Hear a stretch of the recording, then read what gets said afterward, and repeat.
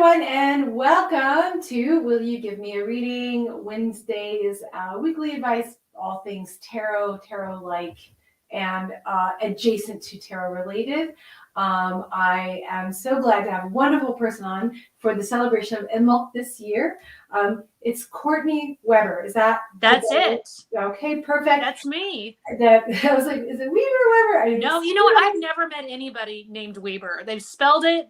Every people that spell it the same way as mine. I've never met a Weber, so I'm not sure where that's come from. But I had like some guy, and of course it was a guy.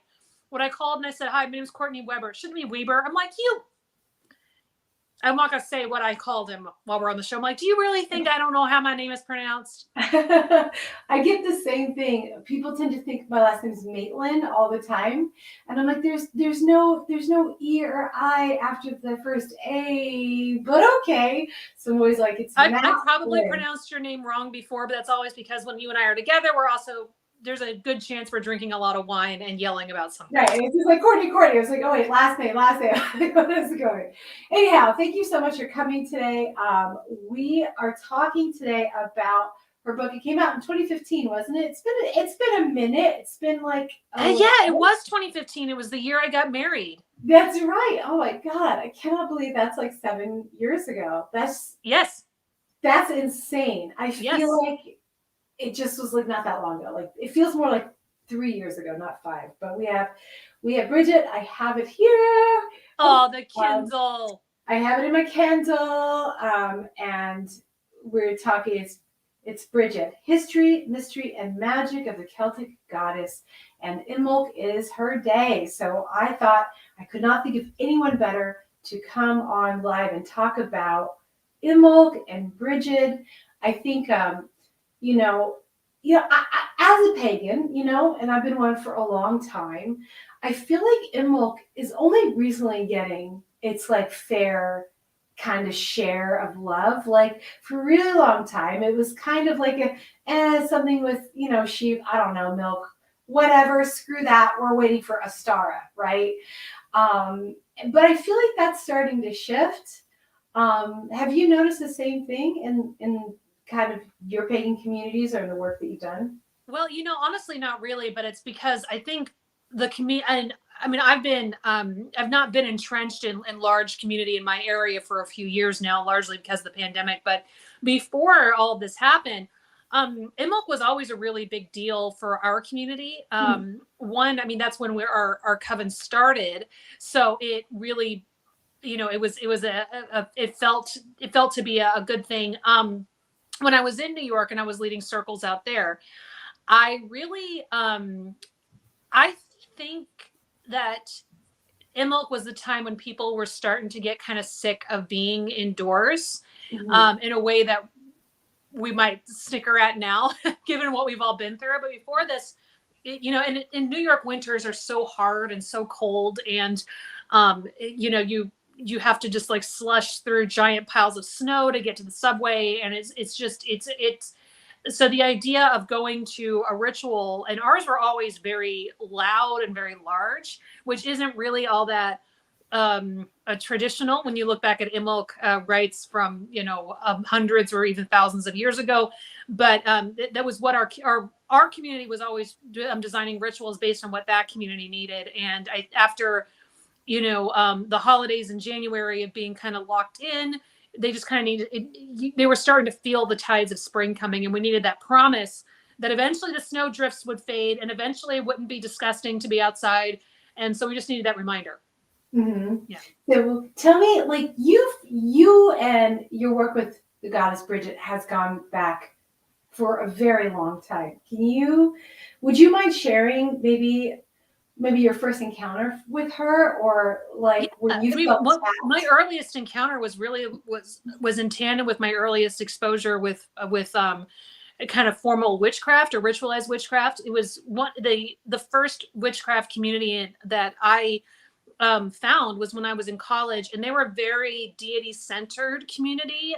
Not all witches are deity centered, just a lot of people want to make sure that I clarify that. Not all witches are deity centered and don't have to be, but the traditions that I've always been involved with have been. So that's where a lot of my experiences come from. this after my first gathering, it was a new moon ritual. I showed up all in black because I thought that's what witches do, and everybody there was wearing all white. I was wearing heavy makeup. Nobody else was wearing makeup. I was ready to, do some heavy duty stuff, and it was all about personal work and self empowerment. Which at the time I was like, I don't even know what this is about. And then the high priestess's daughter was like, well, I really want to introduce you to a goddess who I think you're really going to connect with. And she said, I think you'll really like Brigid. You two are alike in a lot of ways. I was raised Catholic. And so she said, she also has an image as a Catholic saint. And she also has she has a lot of connection with the arts. And I was a theater major. And so I said, and she said, let me give you some Brigid oil. So she'd had this oil that she blessed at Imbolc, and she anointed me with it. And I felt like something changed, and I turned and looked in the mirror, and my eyes had changed color. So my eyes are blue, but they were very green in that moment. It was like that glaring bathroom light. It wasn't like the trick of a light. It was, we were in, it was looking into a bathroom mirror and seeing my eyes had changed color. And then it was funny because the next time I saw that friend, she looked at me, she goes, your eyes are blue, actually, aren't they? I remember your eyes being green. But she had, that's how she remembered it. So it was kind of like Brigid saying, hey, there's some power here and I'd like to explore it with you. And a couple of months later, I did my first spell with Brigid. And I talk about this in the book, is that I needed some help with a writing project. So I asked her if she would help me with it. And I said, in exchange, I'll write a book for you. And that's one of the first things I learned with the gods, especially the Irish gods. If you read Irish mythology, you learn all about how breaking your geisha or your taboo or your commitments to the gods leads you into a lot of trouble. Well, no one told me that. And so Brigid really did help me. She came through in a big way. I nailed the writing project. I ended up getting published very quickly after that, all kinds of crazy stuff. But I didn't write the book for her. I started writing some poems, and then I was like, sorry, you'll accept this, right? I tried. No, that wasn't the case. And so for years after that, my writing career was going nowhere. I couldn't get anything published. Nobody would look at my work. And then I went back to school, and school wasn't working out because of financial reasons. And I was like, gosh, why is my life always kind of stuck? And then someone had a message for me that said, you promised Brigid something and you never delivered. And I remembered that. And it had been a good 10 years since I'd cast that spell. And I was like, ooh, okay. So the next day I started doing research on a book on Brigid because I felt like that's what she meant. And so the book that you just showed was the product, and finally my payment for a very, very overdue debt.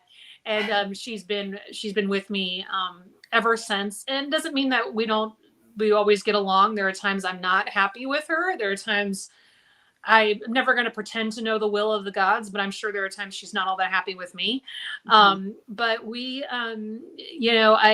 every time I start to think that the gods are all just figment of our imagination or, collective experience that still has its own merits and beauty, then something happens that proves me wrong. So. Wow. That's a really great, origin story. So that brings me to another question for the people listening in.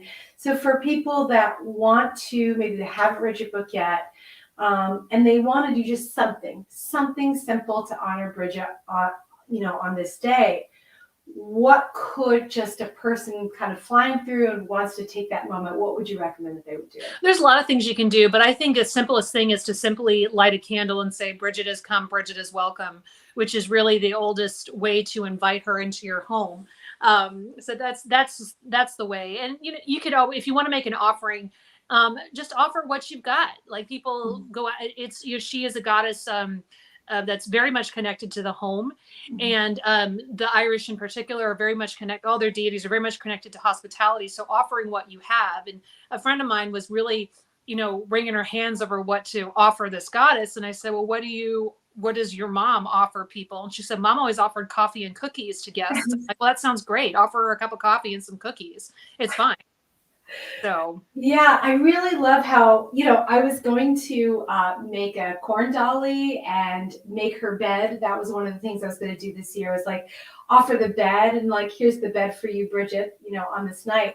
And I went to the local Walmart because they have the the tamale wrappers. Like I was like, I'm gonna make it, and they were out of tamale wrappers. I was like, no. I guess everyone's making Brigid corn dolls today, or tamales, like Or whatever. it's a supply chain issue. Yeah. Yeah, Well, I know, right? it's funny. Sometimes she'll tell you what she wants. When I was living in New York, I was living in Inwood, it's a largely Dominican neighborhood. And the night of Imbolc, there was a man knocked on my door and he was selling flans. And for $5 a piece. At first I was like, no, no, no. And then went, wait a minute, that's milk custard.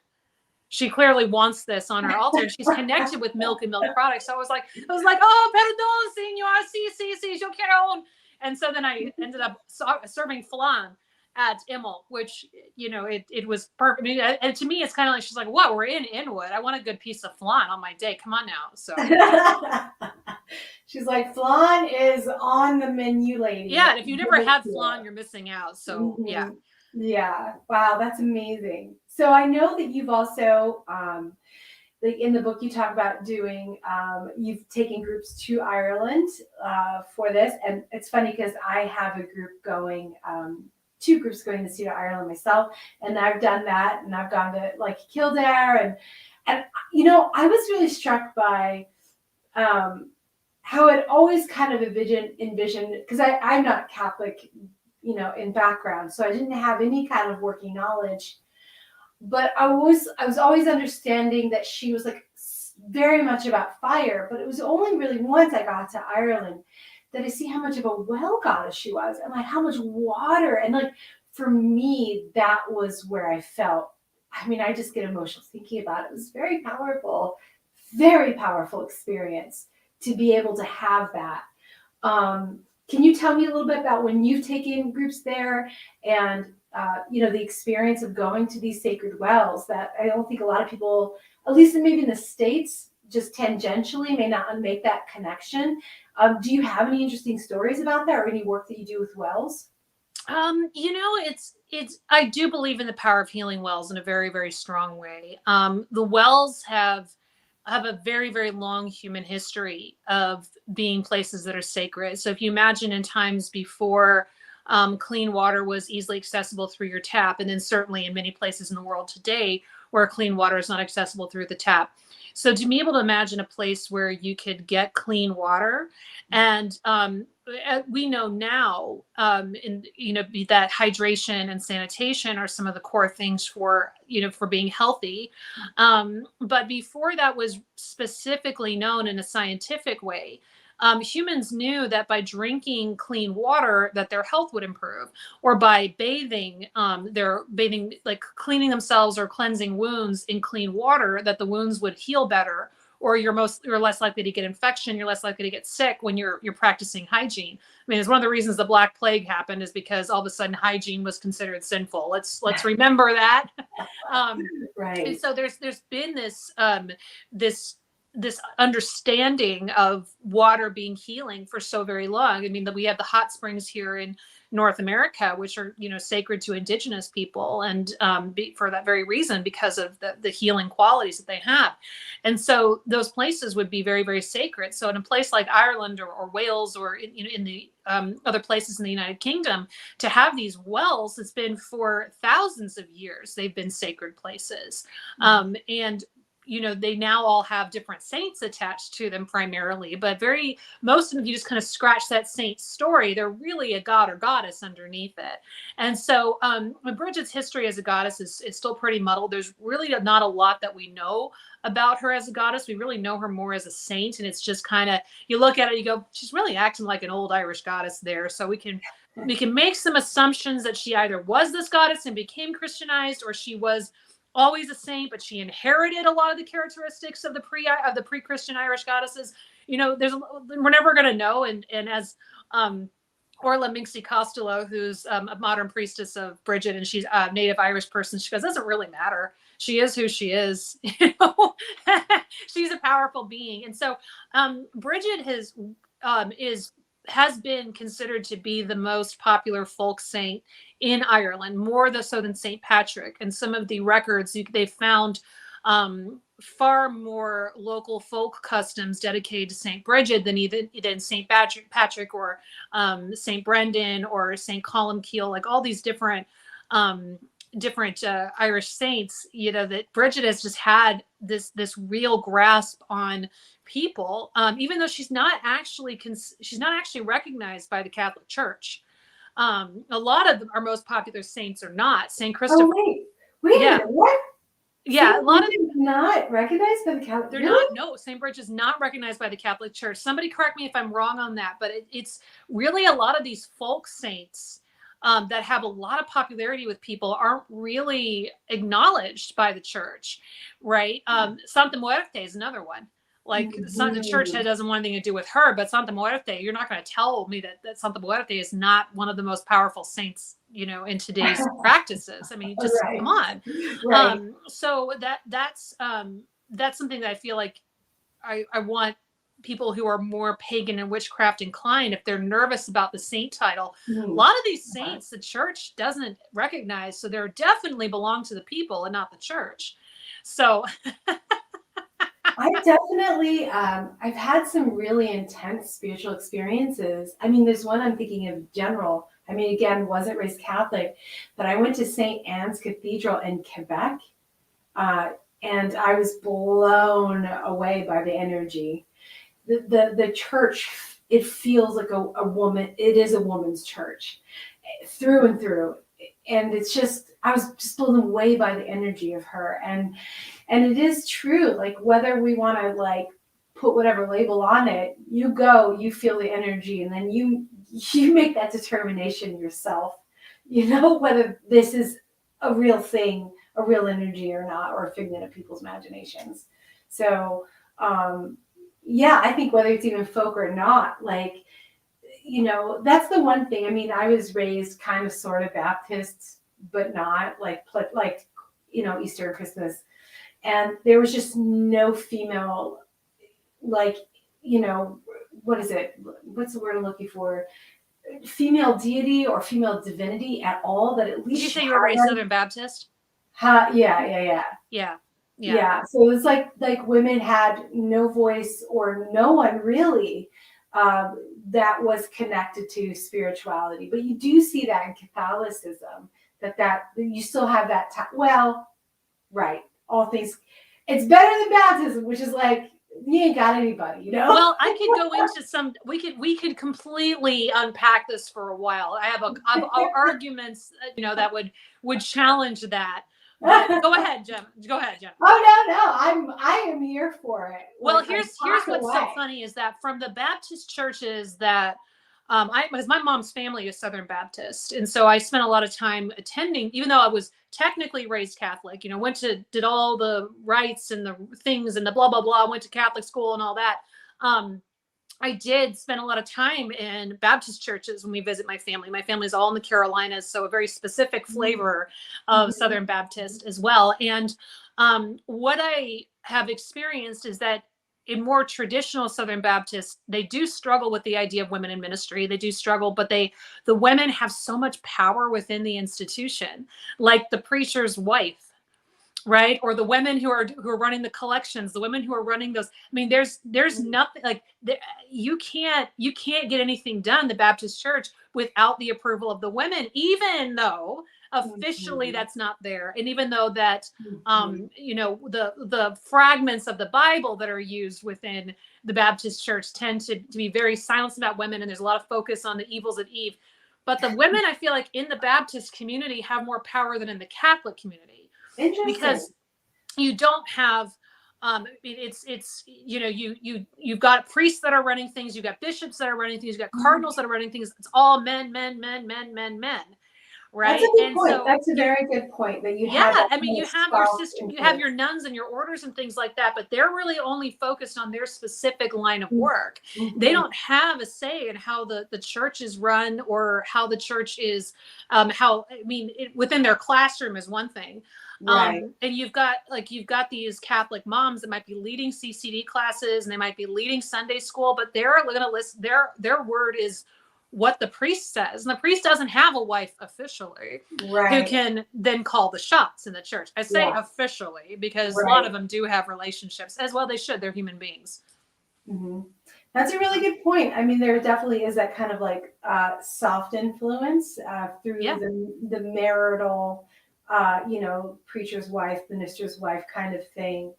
But what I found growing up was that there were no female. There was nothing for me to feel connected really at all. Right. On a But spiritual in level. some ways, yeah, you have these faces. You've got Mary, and you have a lot of female saints and things. The challenge is though with the divine feminine in Catholicism is it's still only about serving the man at the end. Yeah. Right. And that Mary her role as the mother of Jesus. And yeah, you can pray to her for things, but her power is in being Jesus's mom. Mm-hmm. Right. That's what she's all about. And the saints, if you look at the ones that are recognized and they're taught, they're all about serving Jesus or sacrificing part of your body. The story of Saint Lucy and how she offered her eyes because the men said her eyes were too beautiful. So she pulled them out, and was like, oh, well, then I'm going to sacrifice my vision and my sight. So to protect the men. So, they're there, but they also are not, there's nothing empowering, or not, I wouldn't say there's nothing empowering. That's a pretty broad statement, but it is a challenge to connect with that kind of power. That we see more of that now in paganism has done a lot to try to create that space for better or worse. There's a lot of critique we could have about the way that, because sometimes I feel like paganism just kind of repeats a lot of the sexist things we grew up with when it comes to goddess worship and what it means to be a goddess and who is a goddess and what a goddess does. Sometimes I'm like, it's not that different, which doesn't mean that it has to be thrown out. It means we all have a long way to go in undoing this kind of patriarchy that's been eating our planet alive for the last few thousand years. Yes. I want to come back to Brigid because I have another question that you've sparked within me, and that is, could you give me a sense of the differences between Brigid, the folk saint, and Brigid, the Celtic goddess? Are there any differences in terms of personality or how she shows up for people, or is it mostly overlapping? Well, when we look back at the myths that we go back to the original texts that reference Brigid, we don't get a lot of information. We get one in that she came on the ships from, basically say ships from the sky with the other Tuatha Dé Danann, and so that it was thought she brought poetry to people. In some translations, they say she brought the forage. So she had some stuff to offer. And so the idea of poetry, though, is not just like, I'm going to write a cute poem and that's real nice. I mean, poetry, oral tradition was how the Irish Celts, well, the Celts everywhere, but in particular, I'm speaking here of the Irish Celts, kept their history, kept their laws. They didn't write things down. That was by design. They didn't believe it was because the thought process likely was that, parchment and manuscripts can be destroyed or they can be edited, but the word and the thought and the idea cannot be taken away from you. And what is often written in poetry, because it's easy to remember, something that rhymes. We think of nursery rhymes. Right. And then also it's harder to edit. So you can't put your own spin on a story if you're memorizing a poem. So there was absolute intention behind all of this. And so she has been credited in some myths with bringing that to the people. And then another myth she had is a very sad myth that she married her people's frenemy. She married Bress of the Fomorians. The Fomorians were these sea creatures or creatures that were really connected to the different nature spirits, and that they had bonded with the Tuatha Dé Danann to basically defeat the original people of Ireland. And then they said, so they chose one of the Fomorians, Bress, to be the king of all the Tuatha Dé Danann, and probably as like a peace broker thing or union thing, Brigid married him and had 3 children with him. And then her husband turned out to be a real, can I curse on this? Yes. Okay, so he turned out to be a real douchebag, and he started enslaving all of her people and turning all of like the powerful, wise magicians and wise people, turning them into basically enslaving them, making them work and extorting ridiculous taxes from the Tuatha Dé Danann, just being a terrible person. And so the Tuatha Dé Danann rose up against him and ousted him. And while he was in exile, he sent his son, who was one of Brigid's sons as well, to learn the secrets of the Tuatha and their weaponry. So he went to, to learn the secrets of how they were developing these really fierce weapons, and he was caught and he was killed by a god that I believe was Brigid's brother or some other cousin. Somehow she was related to him. And so her son died. And then she said at the end of the myth that she invented keening as she was wailing for her. She was grieving her son's loss. So those are the two places that in the mythology, the original text that she appears. So we don't have a whole lot that we know about her other than that. But some of the things that we see in her mythology very much act like a Celtic goddess or a pre-Christian Irish goddess, an Iron Age Irish goddess. And one of which in particular is that when Saint Brigid was warned that invaders were coming to attack Ireland, she handed her bishop's staff to an assistant, and she screamed, and the scream terrified the enemies, and they fled, which is something that the Irish goddesses did in many myths. And it's also thought that this was something that Irish and other Celtic women did in warfare, was to emulate warbirds, basically psychological warfare. And sometimes their screams were enough to scare the enemies away. Like, we're not going to deal with those people. They're too scary. Wow. So she was already... so she's definitely embodying some of these pre-Christian goddess characteristics. Her connection with wells and eternal flames, those are things that are not as commonly seen with Catholic saints.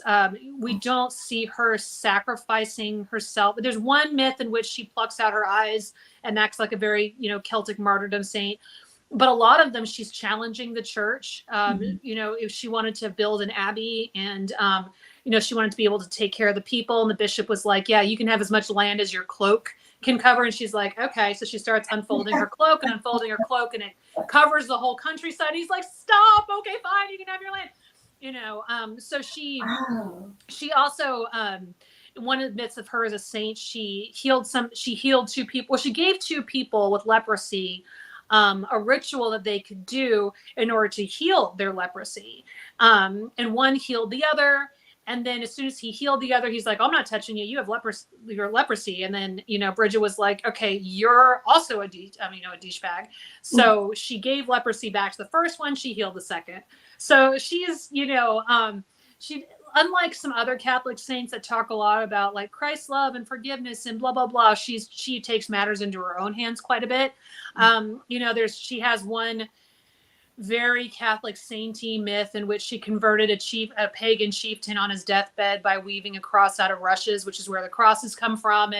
And those kind of stories, I used to even as a child, I had a hard time buying the deathbed conversion stories, because I'd be like, really now? They're just going to look at a cross and they're going to give up all the beliefs they had their whole life.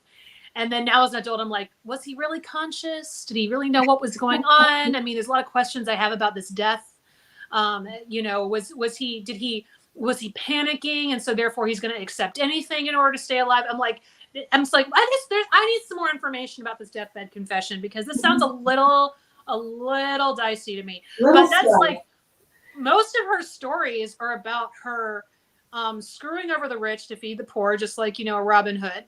And having, in defending, and it's that she was known to, she had a cow that was said to be white with red ears. And that's one of the red and white is a trademark of otherworldly beings that comes straight out of pre-Christian mythology. So she does inherit some of that. That's the only cow that she could drink from as a child. Like there's a lot of things that it's really, I think it's a little too easy to say, oh, she was definitely a goddess and they just slapped this stuff over her.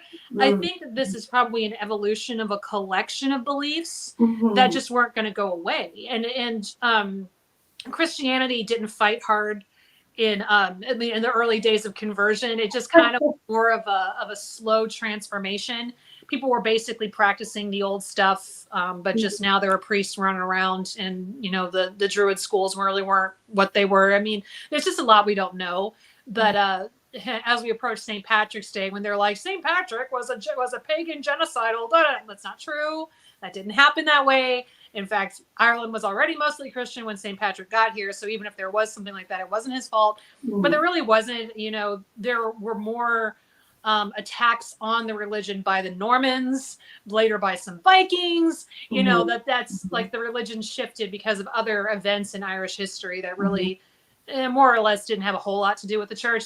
Later, the stuff the church did in Ireland, we could be there for a long time talking about what the church has done in Irish culture. But when we look back specifically into pagan worship, there's not really anything we can really pinpoint it. And my feeling is there were a collection of folk beliefs that just kind of, you know, moved through consciousness just as time and stories evolved, right? And the things that got written down are the ones we have remaining in most cases. And so, you know, who knows if someone's like, I think they said this, I don't really remember. There was something about a cow, you know. So, this book is so well done and so well organized. I was curious, where were you able to get a lot of the research that you did to pull these pieces together? Did you go to Ireland? Did you have to go to Ireland to do that? Well, I mean, no one has to twist my arm to go to Ireland. So I was fortunate that I did get to go to Ireland as part of this and talk to people and go to a lot of her sites. I spent a lot of time in Wales and England as well, because there have been some schools of thought that she might have originated in Britain and came to Ireland when some of the Druids fled England. That's one theory, but chances are good that there was probably already a goddess very similar to Brigid established. Maybe she picked up some traits of the British goddesses. I mean, there's just a lot of things like I said, we just don't know.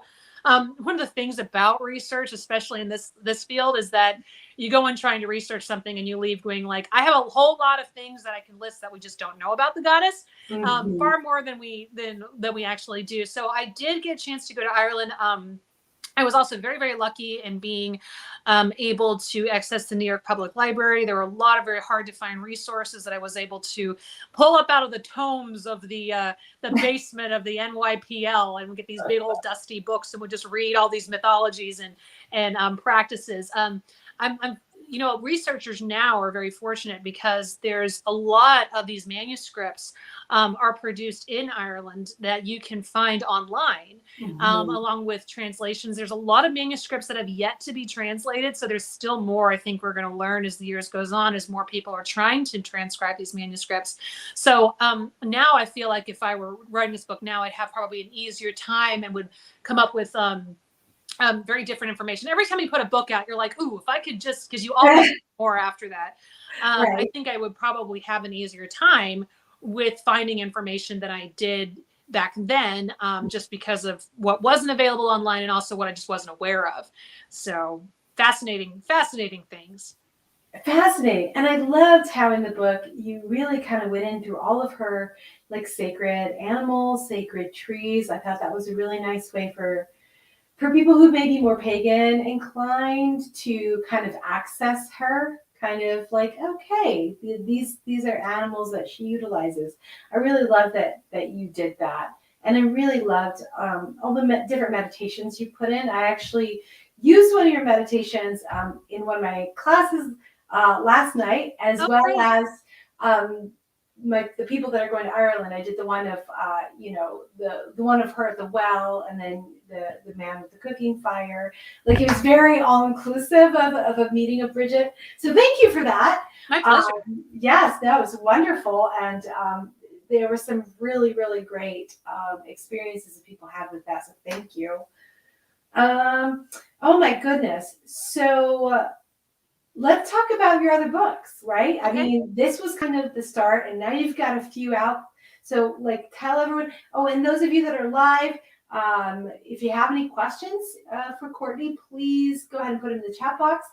I know Jonathan just did say that Catholic.org has St. Brigid's pendant for sale, right? So, not one to miss $1, for the church, I guess. But yeah.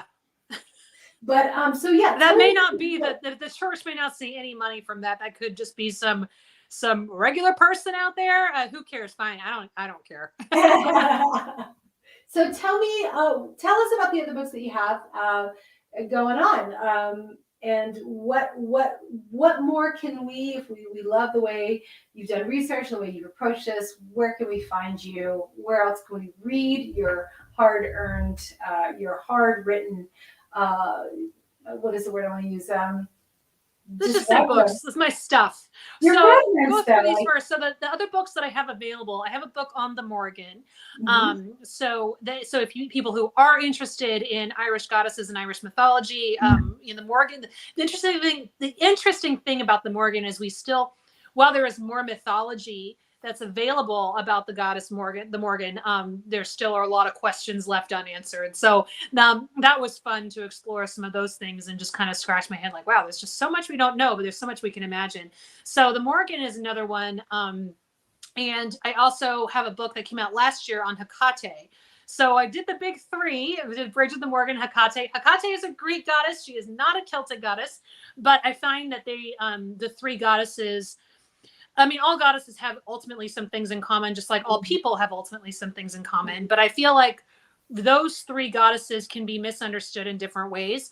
I think people misunderstand Hecate and the Morgan as being scary goddesses. Well, they have certainly they have that. They're a lot more complex than that. And I think people misunderstand Brigid as being a nice goddess. And again, she's a lot more complex than that. So I try to offer a lot of different perspectives in these gods without watering them down, and these are some of the ancient practices around these goddesses, not practices we'd all want to do now. Some of these are pretty terrible, but it would really be a mistake to not at least acknowledge that that's part of these goddesses' history. Doesn't mean we have to repeat any of the history. There's a lot about history we don't have to repeat. And I also have a book out called Tarot for One, which is about reading for yourself. So yes, that was one. I had a really good time with that one. I am in the process of pitching a new book to Wiser, and I'm not telling anyone what it's about until I'm keeping that one under wraps until it is available, because I have my reasons and I'm keeping them quiet. So I'm looking forward to it. That one's been this one's quite different than my others, but still I think will appeal to people if they're interested in the kind of work that I do, which is a lot about devotional practice with a good historical basis, but also accessible for everyone. I don't believe these goddesses belong to any one gender either. I think it's great if people who identify as women find kinship in feminine divine, and I also think that the goddesses really don't care your gender, and they've got something for you no matter who you are and where you come from. There's something there. So I also, if I am part of an online conference on March 5th through my podcast. I have a podcast called That Witch Life, and we are doing an online, all virtual conference on Saturday, March 5th. It is going to be recorded, so if you can't join us in person, you can just sign up and you'll get the recordings, and you'll have those available for 30 days. And I will be teaching a class at that on including deity work in your magical practice. And then in April, I'm leading a 4-part class on that, again, all virtual through Catland Books. So if you follow me on Instagram at Courtney A. Weber, my website. Uh-oh. Are you still there? Yes. Can you hear us? Can you hear me? Did I lose you? No. I can't hear you. I can see you. Somebody tried to call me, and then I lost it. Just disappeared for a second. See and hear you. Oh no, I can't hear you. I'm so sorry. Mercury retrograde. All right. So if for those of you that are tuning in, sounds like she's got a lot going on with her books. She's teaching some classes. She has teased us with some wonderful book to be announced. Let me see if I can actually grab. I'm practicing my lip reading skills as best I can, and I'm just going to pretend that Jenna is like, hey, this has been a great time. And I'm just saying, yeah, it has been a great time. Thank you so much for having me. I don't know what to do. Hey, Courtney, we can still hear you and see you if maybe you want to get out and come in again. I put that on her Instagram, so maybe she can see that. Okay, so I'm going to leave and see if I can come back. Maybe Brigid's like, I don't want you to be talking about all these other goddesses. This is my day. Let's talk about me. I want it to be more about me. Highly recommend this book if you have a passing interest. And as you can see, Courtney is a fountain of researched knowledge and intelligence and wisdom. So definitely this is your source point for Brigid. Ah, there she is. Let me grab her. Ah, Yay! Okay, that worked. I'm so sorry. No, it's like freaking, for people that listen to my podcast, Kanani just called me, and of course she ruined my life. I was like texting you on Instagram. Like, we can still hear you and see I'm like, you. I'm sure you can, and I'm just watching this lovely face of yours just go, and I'm like, I don't read lips. So you know what I was saying, that I think Brigid got a little jealous because she was like, "It is my day. Can we continue to talk about?" Oh, she'll do now? that. She does She's not like, mess around. This is not Morgan's day. This is not Hecate's day. This is my day, and we're getting back on track. I could totally see that. So, oh my goodness, I've just really loved everything that you shared. I was telling everyone you know, you're coming in and out to really pick up this book and your other books and all the things you have going on. Tell us one more thing. What again about the class? I think we might have cut off. That's in April. Yes, and it's through Catland Books. So Okay. again, best way is to follow me on Instagram at Courtney A. Weber, and it's just like my name, but with an A in the middle. So then, and I will be sharing information from there, and then I'm trying really hard to keep my website updated. So the struggle is real. Struggle is real. If you join my mailing list, you'll definitely get that. But I guess, you know, but I think the two best ways is to keep, I really hope people if they want to come to the conference. It's a full day of learning about, you know, living as a witch in today's world. And so if you go to thatwitchlife.com, you can register there. So thatwitchlife.com, everybody. And also, I'm like, you know, I was thinking, yes, you have Tarot for One. And then the book that is coming out this year that I wrote is Will You Give Me a Reading? How to Go for Others with Confidence. And I'm like, this should be like a combo pack. Like, one is about, for me, how do I do it well for me? And then how am I going to do it well for others? And we should just, like, you know, wrap it up and give it up and say, here you go. Here's everything you need. And then, yeah. Are you doing anything with your coven? Have you done anything for Imbolc? You know, anything that you can share? You know, I don't run a coven anymore. When I moved to Oregon, I ran a coven for 9 years. It was my entire life for 9 years, and I was tired and was ready to do something else. But I moved out west. I let it go. My husband and I just kept it real simple last night. We made offering to Brigid and told her she was very welcome. We made a shepherd's pie, and that was dinner. Something beef and somewhat Irish related. So yeah. Well, thank you so much for coming on and regaling us with all of this. It's just been wonderful having you and really being able to celebrate this part of the season in such a loving and thoughtful manner. So thank you for taking the time. Oh, and thank you for having me. I love talking with you. I miss you. I'm so happy to see your face, and I hope we can get into trouble again soon. Oh my gosh, I know. Now that you're on the other side, I'm like, you know, I hope Reader Studio, like, I don't know if I'm going to go nude. So I'm like, I don't know what's happening. But yes, everybody pick up Brigid. It's a wonderful book. And let me see if I can, I keep hitting it and then missing the cover here. But it's great. Also, pick up Hecate, pick up the Morrigan.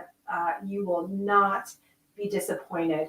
So thank you all for those of you that are live, and thank you for those of you going to be listening in later. And connect with Courtney, like she said, Instagram, Courtney A. Weber on Instagram. That Witch Life, right? That Witch Life is my podcast. Yep. And your website is CourtneyWeber.com. CourtneyAWeber.com. Courtney A as well for that. Yes. All right, cool. So find her, get connected, and happy Imbolc, everyone. Happy Imbolc, Gemma. Jenna, I just called you Gemma. Jenna. And to everyone there, may the light shine, and may you write lots of poetry, I hope, today. All right. Bye, guys. Bye, all. Thank you.